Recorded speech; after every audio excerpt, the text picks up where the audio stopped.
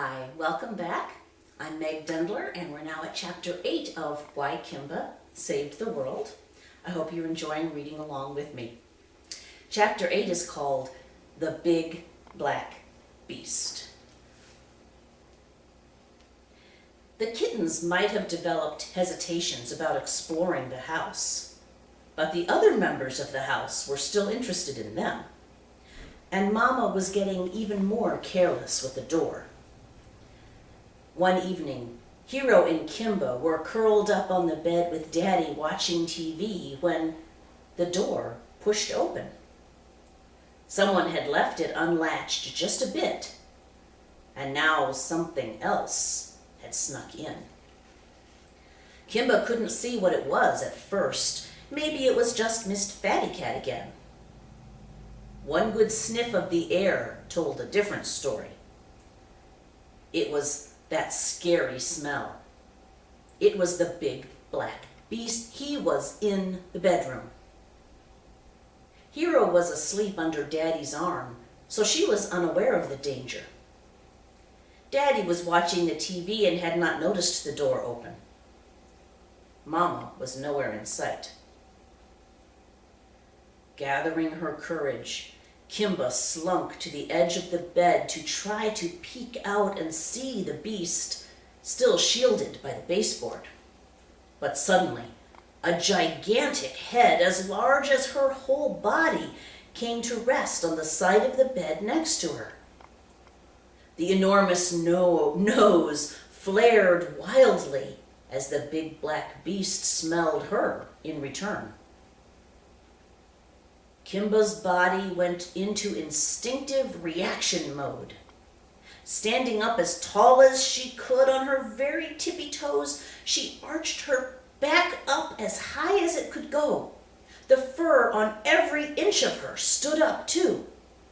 Her pale pink ears and nose flushed a deep rosy color. From somewhere deep within her throat, a new sound burst forth. She spewed out with all the force and rage she could muster.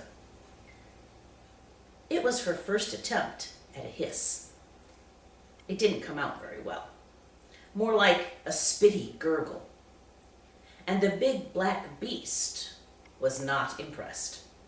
He raised his ears a bit and cocked his head to the side, but he didn't move. Daddy laughed at Kimba's attempts to look ferocious, but he didn't move either. Didn't he realize that this beast could gobble her up in one bite? Something must be done. So she tried to hiss again. She spit out in the direction of the giant head, still keeping her back up high and her fur on full alert. The force of the hiss made her whole body jump back a step or two.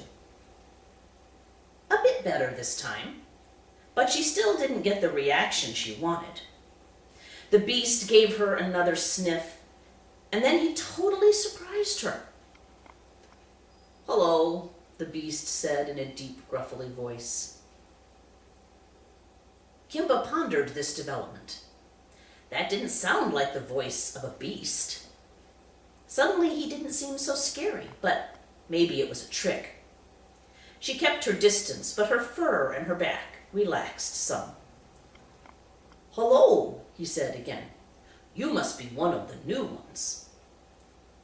"I suppose so," Kimba answered hesitantly. "Nice to meet you," the beast replied.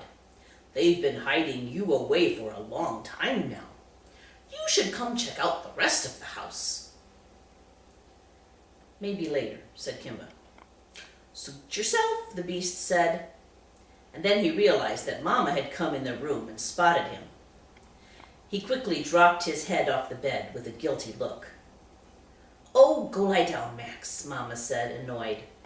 "Be a good dog and leave the babies alone. You shouldn't even be in here."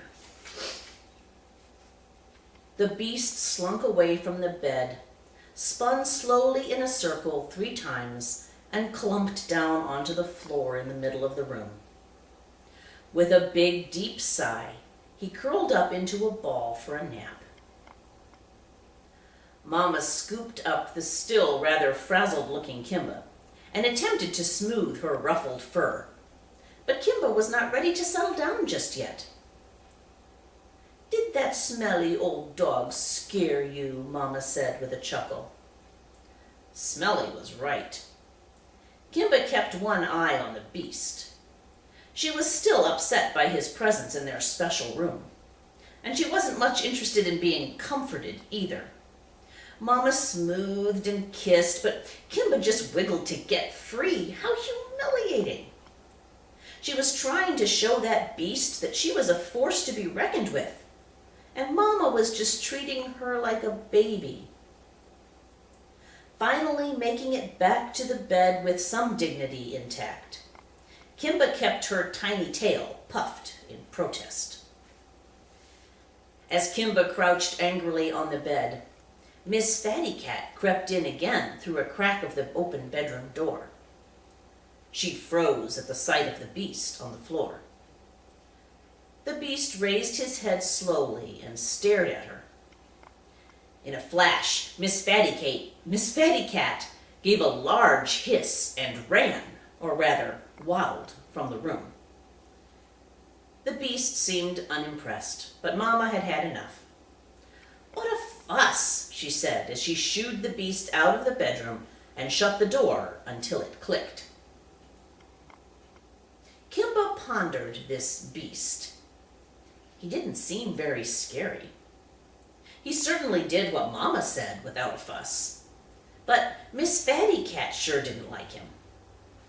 Kimba would keep him in the category of things to watch out for, but maybe not to worry about enough to keep her locked in the nursery. The open promise of a whole house to explore suddenly lay temptingly before her.